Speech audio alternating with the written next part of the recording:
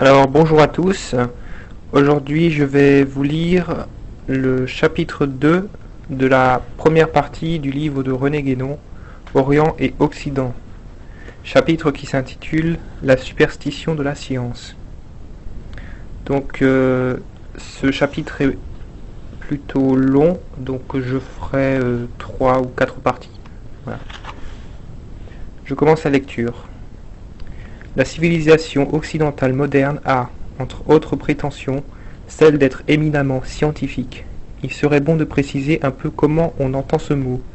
Mais c'est ce qu'on ne fait pas d'ordinaire, car il est du nombre de ceux auxquels nos contemporains semblent attacher une sorte de pouvoir mystérieux, indépendamment de leur sens.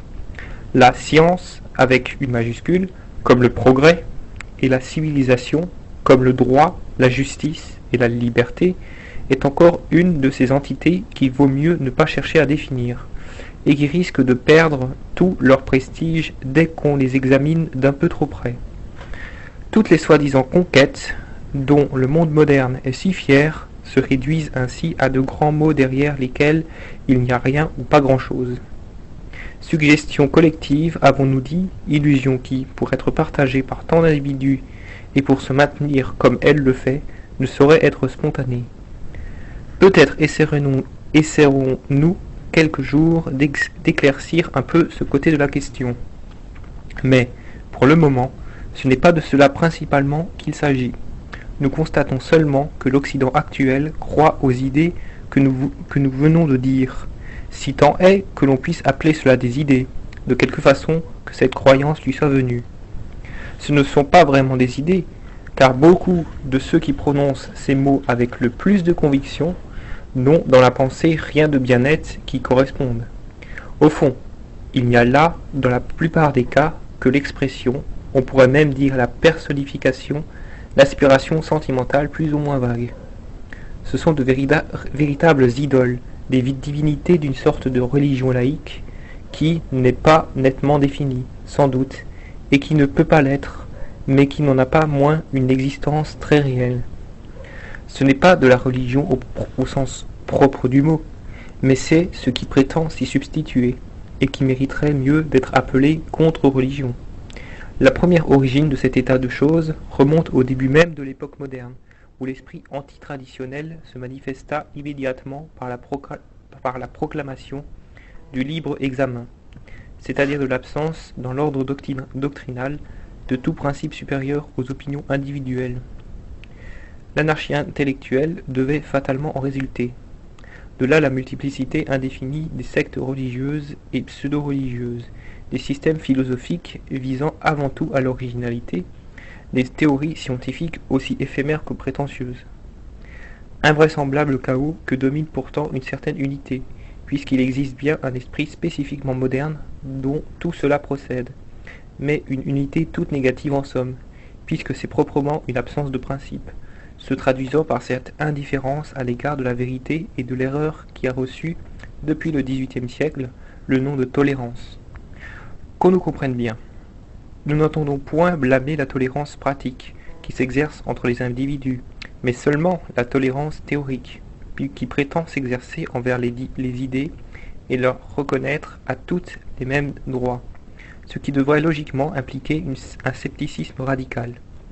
Et d'ailleurs, nous ne pouvons nous empêcher de constater que, comme tous les propagandistes, les apôtres de la tolérance sont très souvent, en fait, les plus intolérants des hommes. Il s'est produit en effet cette chose qui est d'une ironie singulière. Ceux qui ont voulu renverser tous les dogmes ont créé à leurs usages, nous ne dirons pas un dogme nouveau, mais une caricature de dogme, qu'ils sont parvenus à imposer à la généralité du monde occidental. Ainsi se sont établis, sous prétexte d'affranchissement de la pensée, les croyances les plus chimériques qu'on ait jamais vues en aucun temps, sous la forme de ces diverses idoles dont nous énumérions tout à l'heure quelques-unes des principales. De toutes les superstitions prêchées par ceux-là même qui font profession de déclamer à tout propos contre la superstition, celle de la science et de la raison est la seule qui ne semble pas à première vue reposer sur une base sentimentale. Mais il y a parfois un rationalisme qui n'est que du sentimentalisme déguisé, comme ne le prouve que trop la passion qui apporte ses partisans, la haine dont ils témoignent contre tout ce qui contrarie leur tendance ou dépasse leur compréhension.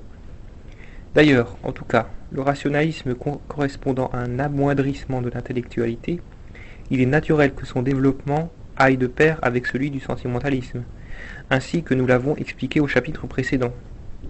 Cependant, chacune de ces deux tendances peut être représentée plus spécialement par certaines individualités ou par certains courants de pensée, et, en raison des expressions plus ou moins exclusives et systématiques qu'elles sont amenées à revêtir, il peut même y avoir entre elles des conflits apparents qui dissimulent leur solidarité profonde aux yeux des observateurs superficiels.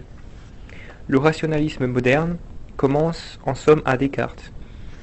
Il avait même eu quelques précurseurs au XVIe siècle, et l'on peut suivre sa trace à travers toute la philosophie moderne, non moins que dans le domaine proprement scientifique. La réaction actuelle de l'intuitionnisme et du pragmatisme contre ce rationalisme nous fournit l'exemple d'un de ces conflits, et nous avons vu cependant que Bergson acceptait parfaitement la définition cartésienne de l'intelligence. Ce n'est pas la nature de celle-ci qui est mise en question, mais seulement sa suprématie. Au XVIIIe siècle, il y eut aussi antagonisme entre le rationalisme des encyclopédistes et le sentimentalisme de Rousseau. Et pourtant, l'un et l'autre servirent également à la préparation du mouvement révolutionnaire, ce qui montre qu'il rentrait bien dans l'unité négative de l'esprit antitraditionnel. Si nous rapprochons cet exemple du précédent, ce n'est pas que nous prêtions à Bergson aucune arrière-pensée politique, mais nous ne pouvons nous empêcher de songer à l'utilisation de ces idées dans certains milieux syndicalistes, surtout en Angleterre, tandis que, dans d'autres milieux du même genre, l'esprit scientiste est plus que jamais en honneur. Au fond, il semble qu'une des grandes habiletés des dirigeants de la mentalité moderne consiste à favoriser alternativement ou simultanément l'une et l'autre des deux tendances en question suivant l'opportunité, à établir entre elles une sorte de dosage par un jeu d'équilibre qui répond à des préoccupations assurément plus politiques qu'intellectuelles. Cette habileté, du reste, peut n'être pas toujours voulue, et nous n'entendons mettre en doute la sincérité d'aucun savant, historien ou philosophe. Mais ceux-ci ne sont souvent que des dirigeants apparents, et ils peuvent être eux-mêmes dirigés ou influencés sans s'en apercevoir le moins du monde. De plus, l'usage qui est fait de leurs idées ne répond pas toujours à leurs propres intentions, et on aurait tort de les en rendre directement responsables ou de leur faire grief de n'avoir pas prévu certaines conséquences plus ou moins lointaines. Mais il suffit que ces idées soient conformes à l'une ou à l'autre des deux tendances dont nous parlons pour qu'elles soient utilisables dans le sens que nous venons de dire. Et, étant donné l'état d'anarchie intellectuelle dans lequel est plongé l'Occident, tout se passe comme il s'agissait de tirer du désordre même. Et de tout ce qui s'agit dans le chaos, tous les partis possibles pour la réalisation d'un plan rigoureusement déterminé. Nous ne voulons pas insister là-dessus outre mesure, mais il nous est bien difficile de ne pas y revenir de temps à autre, car nous ne pouvons admettre qu'une race tout entière soit purement et simplement frappée d'une sorte de folie qui dure depuis plusieurs siècles. Et il faut bien qu'il y ait quelque chose qui donne malgré tout une signification à la civilisation moderne. Nous ne croyons pas au hasard, et nous sommes persuadés que tout ce qui existe doit avoir une cause. Libre à ceux qui sont d'un autre avis de laisser de côté cet ordre de considération. Maintenant, dissociant les deux tendances principales de la mentalité moderne pour mieux les examiner, et abandonnant momentanément le sentimentalisme que nous retrouverons plus loin, nous pouvons nous demander ceci. Qu'est exactement cette science dont l'Occident est si infatué? Un hindou résumant avec une extrême concision ce qu'en pensent tous les orientaux qui ont eu l'occasion de la connaître, l'a caractérisé très justement par ces mots. Je cite. La science occidentale est un savoir ignorant. Fin de citation.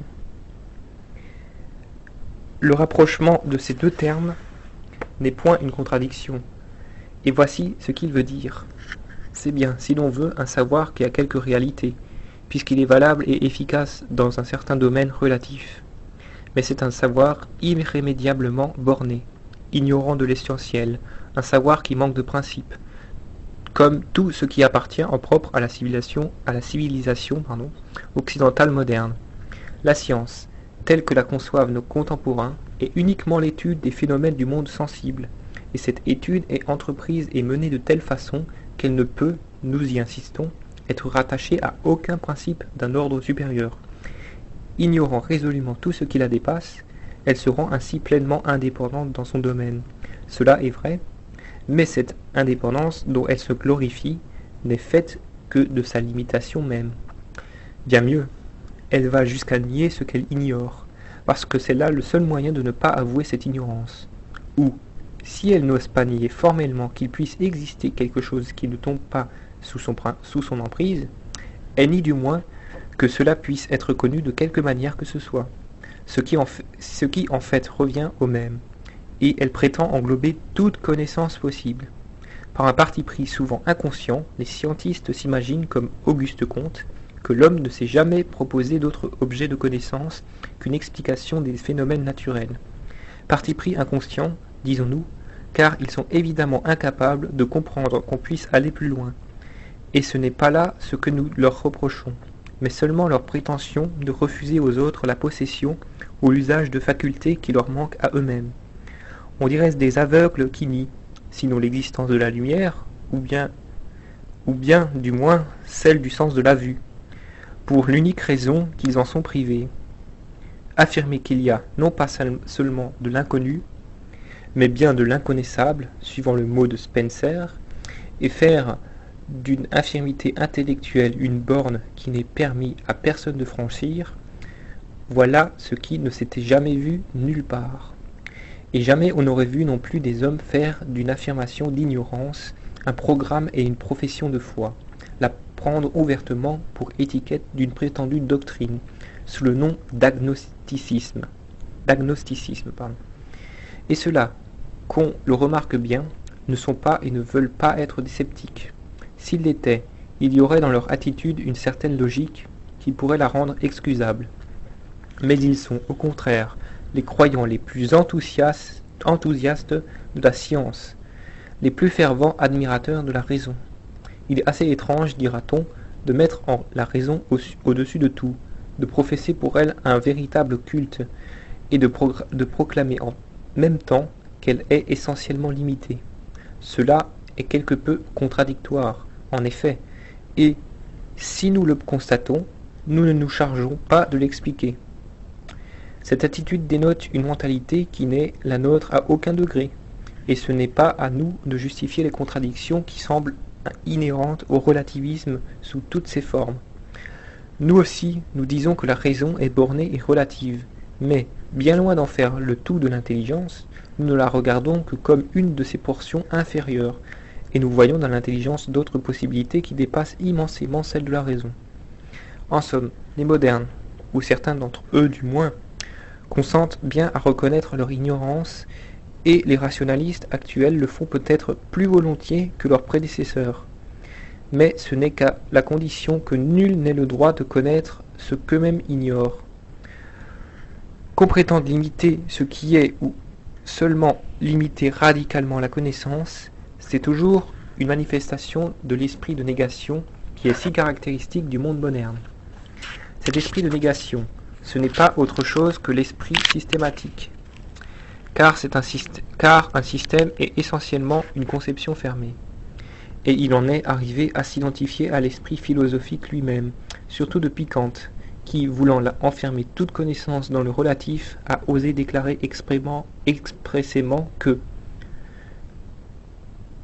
je cite, « La philosophie est non un instrument pour étendre la connaissance, mais une discipline pour la limiter. » Je termine la citation. Ce qui revient à dire que la fonction principale des philosophes consiste à imposer à tous les bornes étroites de leur propre entendement. C'est pourquoi la philosophie moderne finit par substituer presque entièrement la critique ou la théorie de la connaissance à la connaissance elle-même. C'est aussi pourquoi chez beaucoup de ses représentants, elle ne veut plus être que philosophie scientifique, c'est-à-dire simple coordination des résultats les plus généraux de la science, dont le domaine est le seul qu'elle reconnaisse comme accessible à l'intelligence. Philosophie et science, dans ces conditions, n'ont plus à être distinguées, et, à vrai dire, depuis que le rationalisme existe, elles ne peuvent avoir qu'un seul et même objet.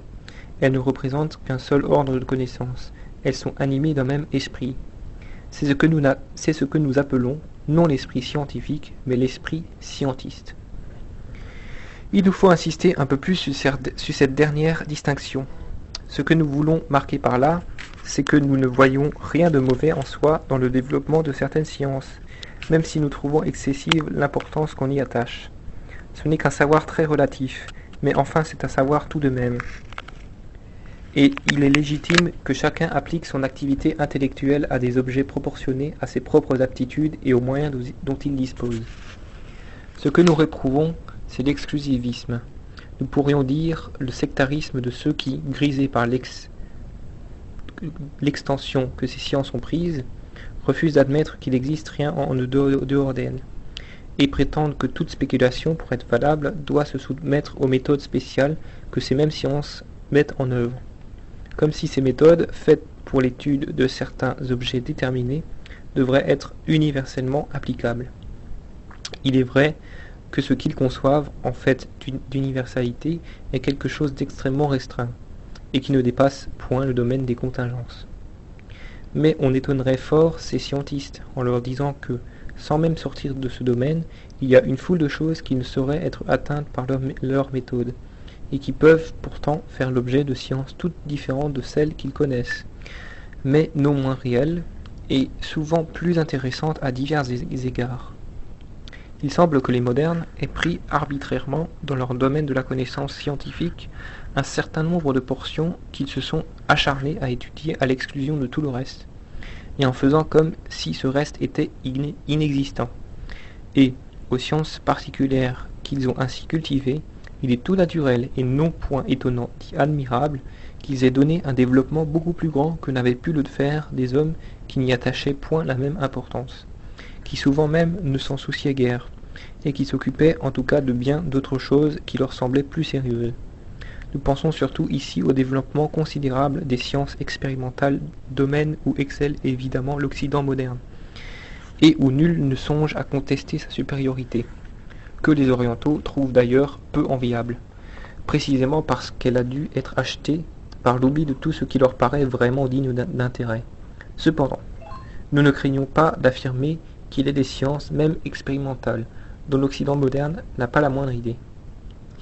Il existe de telles sciences en Orient, parmi celles auxquelles nous donnons le nom de sciences traditionnelles. En Occident même, il y en avait aussi au Moyen Âge, et qui avaient des caractères tout à fait comparables. Et ces sciences, dont certaines donnent même lieu à des applications pratiques d'une incontestable efficacité, procèdent par des moyens d'investigation qui sont totalement étrangers aux savants européens de nos jours. Ce n'est point ici le lieu de nous étendre sur ce sujet, mais nous devons du moins expliquer pourquoi nous disons que certaines connaissances d'ordre scientifique ont une base traditionnelle, et en quel sens nous l'entendons. D'ailleurs, cela revient précisément à montrer plus clairement encore que nous ne l'avons fait jusqu'ici, ce qui fait défaut à la science occidentale. Voilà, fin de cette première partie.